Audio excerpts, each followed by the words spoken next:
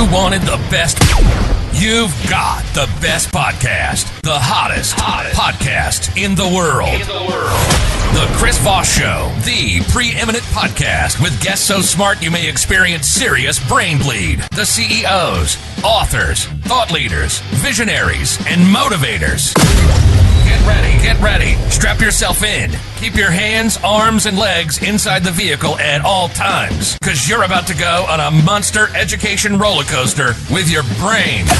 Now, here's your host, Chris Voss. Hi, folks. It's Voss here from thechrisvossshow.com.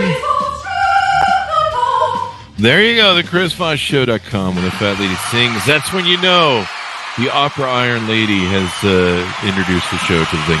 Welcome to the big show, my family and friends. We certainly appreciate you guys being here. Thanks for being part of the show, as always. For 15 years, we've been bringing you the most smartest people, the most brilliant minds, the coolest authors, all the greatest stories, life lessons out there in the map. And we just keep doing it. What is it, like 3 to 4 shows a day we do now? Just like a radio, we do 15 to 20 shows a week.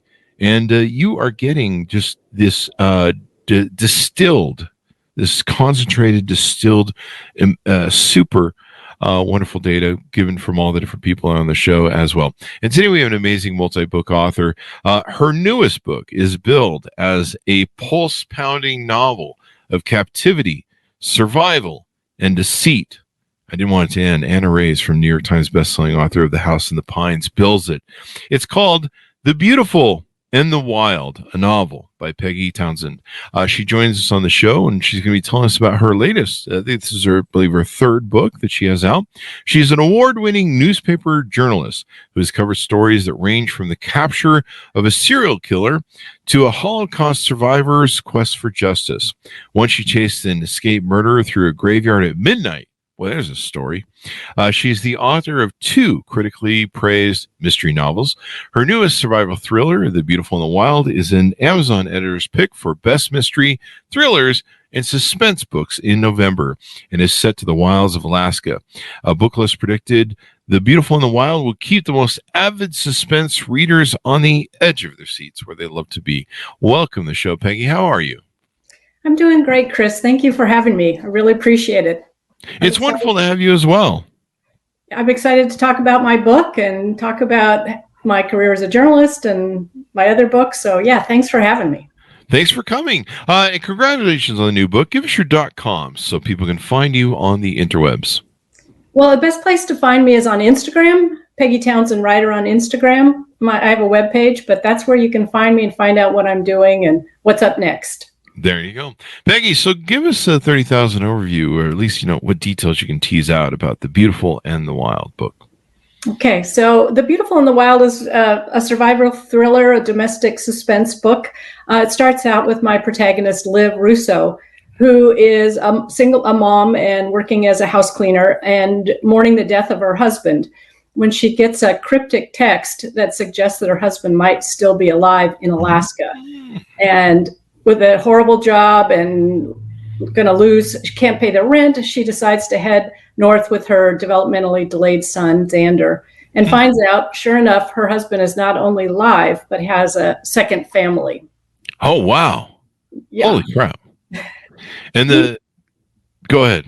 Needless to say, she's pretty surprised or pretty outraged, and her husband tries to persuade her to join the group by locking her up. And she has to figure out a way to escape with winter's closing in. She's starving. Her husband's getting more paranoid. She has to get out of there. There you go. And according to the Amazon page, she's locked in a shipping container. Right. For a time, when she tries to leave at first and threatens to divorce her husband and report that he's alive, he locks her in a shipping container to persuade, as part of his persuasion, right? And there you go. Yeah, that's not fun. We do the show from a shipping container too. It's cold in here. I bet. But no, I was just reading the description on the Amazon there, and it's chilling just to read the description alone. You're like, holy crap! It just sucks you right into the story. Well, that's what I hope. I hope to draw readers in with thoughts of, the secrets we keep, whether we really know the person we love. which is a big question, right? Mm-hmm. I just assume I have no idea who they are, and I ignore them most of the times. So that's probably why I'm single. There you go. I just figure I'm always living with a stranger. That seems to work out for me. And there's some of her own secrets and different things that she has to deal with. She has to protect her son like a mother would, and of course, she's in the wilds of Alaska, which isn't always the safest place to be. Lions and tigers and bears, all that stuff is running around. Yeah, my husband and I spent 7 weeks in Alaska in our van, and yeah, sounds like you gave this test drive of the story. Yeah, yeah, that's dangerous. But we did. We actually ran into a couple of grizzly bears out in the forest when we were going fishing, and that was quite a frightening experience for me, I'll tell you. There you go. Right now, people in the audience go, "There's no lions and tigers in Alaska, Chris." Well, if your husband's a kind of a paranoid guy with a second family, maybe you never know. They could be paper tigers or whatever we call them. So this is really interesting. So what set you down this road of coming up with a story? What led you to put this together? Well, a couple of things, Chris. I'm a former newspaper journalist, and newspaper journalists, we deal with secrets all the time, right? Oh, yeah. Yeah. So some of the secrets people try to conceal, some secrets people tell us. So I think secrets are a big part of my life. And I was thinking about secrets, and we live in a little cabin up in Lake Tahoe. We have one. Uh-huh. And I was stacking firewood for winter and listening to podcasts, of course. Wonderful podcast. There you go. And there was a story of a ex-Marine named Billy Sipple who prevented the assassination of Gerald Ford in San Francisco. Oh, really? Yeah, and he was declared a hero, and then the media and a politician decided to out him as a gay man. Oh, wow. And so his family didn't know that he was gay. They didn't know anything about his sexuality, so they basically shunned him. And he died just a bitter, sad man a few years later, living in the Tenderloin. And here he did the great thing of saving a life. I mean, especially a president. Jesus, it's a raw deal. Yeah, totally a raw deal. And it really ruined his life. Wow. From what the podcast said, he died alone in the Tenderloin. Wow. And, very bitter man. And once it came out that he was gay, the whole narrative changed, and people were shunning him and, yelling and screaming at him. And so I was thinking, what if you did a good deed and it exposed your deepest secret? Mm-hmm. And so that was the genesis for the story. Mm-hmm. So I don't know if you've ever stacked a cord of wood, but it's a lot of wood. Yeah, it's a lot of wood. Time to think. Yeah. And you got to watch out for bugs and spiders and all that stuff in the woods. So make sure you wear your gloves. Yeah. Oh my God. Don't talk about spiders and firewood. Oh my God. or what used to happen to me is when you go out to get the wood, obviously I'm old. You go out to get the wood and some mouse would jump out on you and about give you a heart attack. That usually happened to me. There'd be some mouse in there and you'd be like, "Hey, I'm in here." And, thankfully I didn't find any spiders, but there's always spider webs. So, it's that's a whole new novel on its own of horror.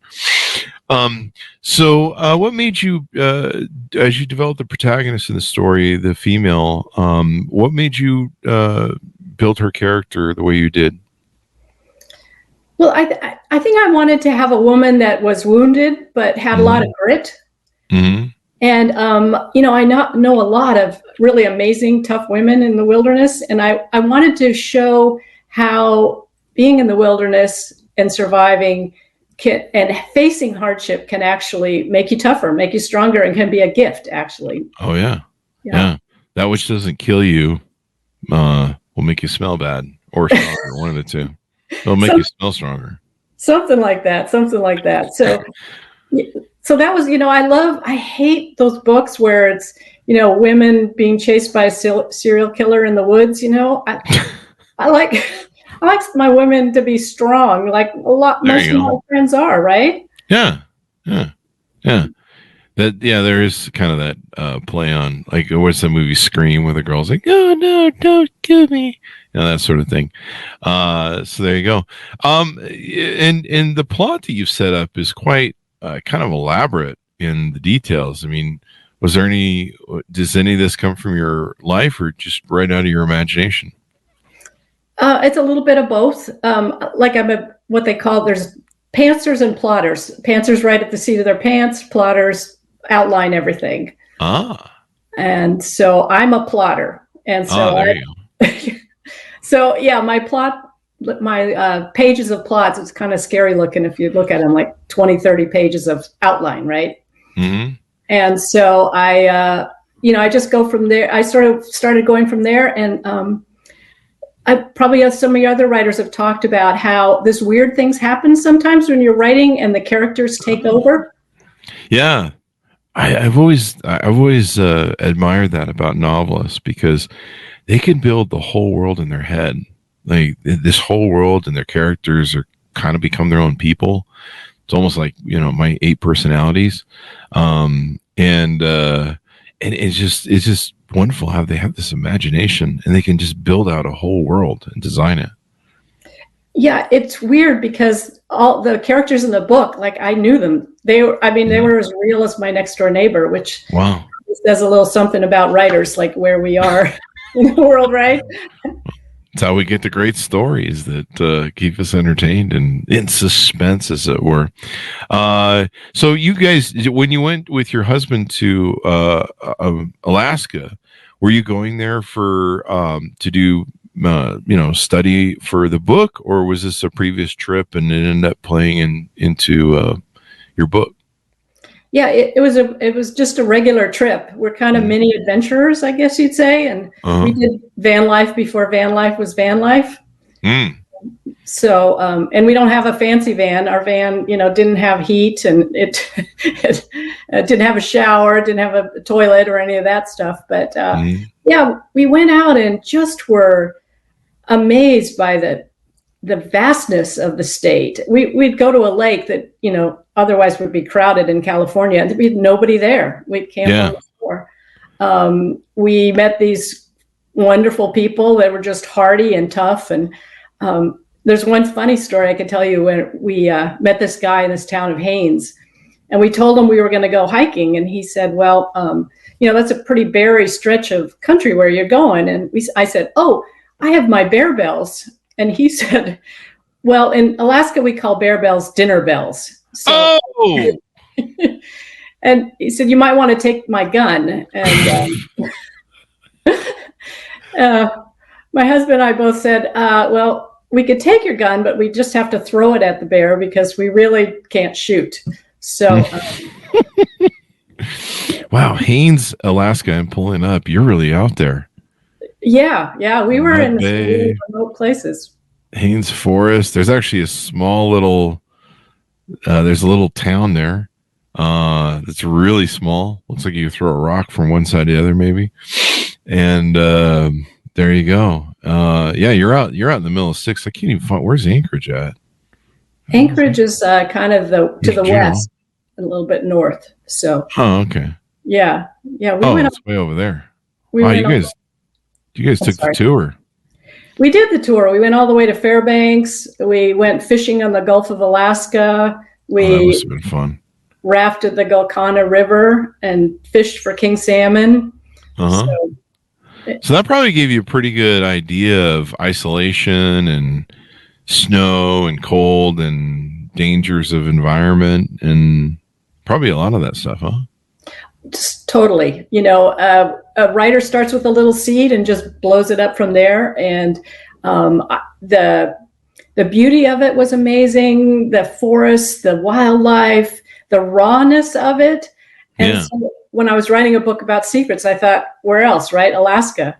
That's where you go if you have secrets. And I think that probably takes the suspense and the survival element to a whole new level. Because, you just can't break out of the shipping container and like run to your local 7-Eleven and be like, hey, our next door neighbor, you're out in the middle of nowhere.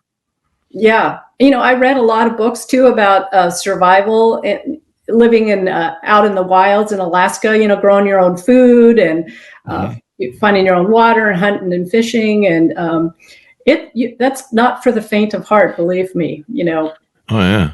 Those people are tough as nails, men and women.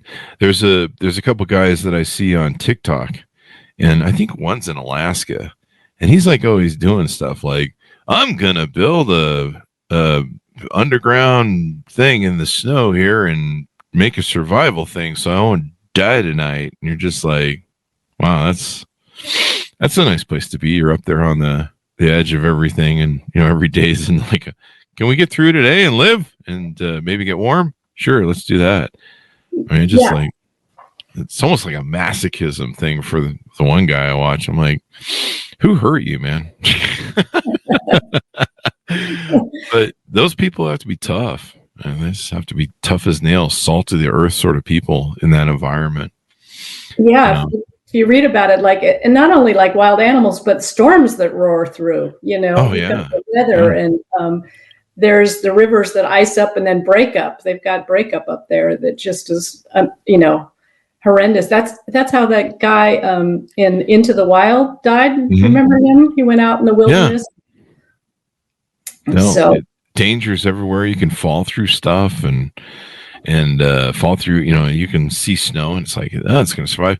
So she's somehow got to resolve her dilemma with her husband and the other family and what's going on, or she's got to try and escape. I guess you can't tease us out as to which way she decides to go, huh? Not too much. I can't give too much away. Yeah, I can't give away the middle and the ending. So I figure I see where we're at. Anything more you want to give away on the book? Maybe the husband, the characters, his whole other family. Anything you want to tease out that way? Well, yeah, I'll tease out one thing. Besides secrets, it's about how love is a part of survival. Do you ever watch that TV show Alone? Yeah. Yeah. So if you don't know it, they drop off a bunch of people in the wilderness in the middle of nowhere with like 10 items to survive, right? No food, no nothing. And the interesting thing for me watching that and what became part of the book is that idea that a lot, some of them drop out because they starve and some of them get hurt, but a whole bunch of them drop out because they miss the people they love, right? Really? Yeah. That's not the reason you go on one of those things to get away from the people you love, because you're just like, I need some space, man. Yeah. The people that win it seems like, not always, but seems like one of the most misanthropic guys I've ever heard about. He could have stayed out longer than they hauled him in after everybody else quit. And he was like, wow, I'm just getting started. Yeah. He was really trying to get away from somebody. There you go. Definitely. But there's some people that are just really good at it. They just like their own space, like some of these people that I watch. So, story of survival and everything else. How do you feel this was different than as you wrote it, or maybe some of the techniques that you use that you've improved since your last two books? Well, this book is totally different than the other two books. The other two books were based on a woman who was a disgraced journalist in San Francisco. Huh? Excuse me, I'm sorry. And she was trying to make up for her disgrace, right? So she's solving mysteries. And in this book, this is more a book about survival. It's about relationships. It's domestic. It's more psychological, I would say. Excuse me while I take a drink of water here. No problem. No problem. Okay, ready to go again. Thank you. There you go. So more psychological then. Yeah, and isn't that the scariest thing? Yeah, I mean, if you've seen my psychology, my psychiatrist says it's pretty bad. He's recommending a full lobotomy. So probably next week or something. Going in for the surgery. You're just going to run around and just destroy everything, and I'll probably just sit here and smile on the podcast more. Yeah. Your psychiatrist is a brave person, sounds like. There you go. What's coming up in the future for you? Are you have any thoughts on new books yet, or maybe a continuing of this character that's in this book? I actually, so I got a 2-book deal, which is very wonderful. And so I just wrote another book. It's also based in the wilderness, but it's set in Oregon this time. Oh, wow. And I just turned it into my editor, so we'll see what happens. It's a story about a runaway and a recluse that lives in the forest. So wow, it's get the whole forest thing going there. Yeah, I love the outdoors. I mean, I'm a kind of a mini adventurer. There you go. Yeah, I mean, it gives you plenty to play with, especially having that huge amount of there's the scenarios and the environment that you can play with. Definitely. And so many of us don't get out in nature anymore. Like who does? We stay in our cars, we stay in our houses. Yeah, I mean, I couldn't survive in Alaska. I get a hangnail. It's pretty much the end of the world for me. I'm just like, yeah, I'm not doing all that. So there you go. Final pitch out for people to order the book as we go out and all that good stuff, Peggy. Oh, yeah. So, yeah, buy the book. People say it's a page turner, which I appreciate. People say that it kind of haunts them after it's done, and which is my plan, which that's what a writer hopes to do, right? There you go. It'll stick with you. So there you go. Yeah. Peggy, give us your .coms. Where do you want people to find out more about you and your authorship stuff on the interwebs? So, yeah, I have Peggy Townsend writer, PeggyTownsendBooks.com, but find me on Instagram and Peggy Townsend Writer. There you go. Thank you very much for Peggy for coming on. We really appreciate it. These are always fun and boy, I'm in suspense already just from reading the Amazon page. I'm like, holy crap, what's going on over here? Sucks you right in. Yeah, well, I'm glad. I hope you read it. I hope you don't get too afraid. I hope it doesn't keep you up at night, but I hope it keeps you up at night reading, I guess. I'll make sure to leave the lights on while I read it. Thank you very much, Peggy, for coming on the show. We really appreciate it. This has been super fun. Thank you, Chris. Thank you very much, Peggy. Thanks, Arnold, for tuning in, and hopefully you'll have some fun with it as well. It sounds like incredible suspense. Order up wherever fine books are sold. The Beautiful and the Wild, which is kind of like the story of my life every day. November 7th, 2023, by Peggy Townsend. Folks, go to goodreads.com/Chris Voss, LinkedIn.com/Chris Voss, the big LinkedIn news group, the big LinkedIn group. There's a group and a newsletter, whatever. I blended the two. YouTube.com/Chris Voss, Chris Voss 1 on TikTok, and Chris Voss, Facebook.com. Thanks for tuning in. Be good to each other. Stay safe, and we'll see you guys next time.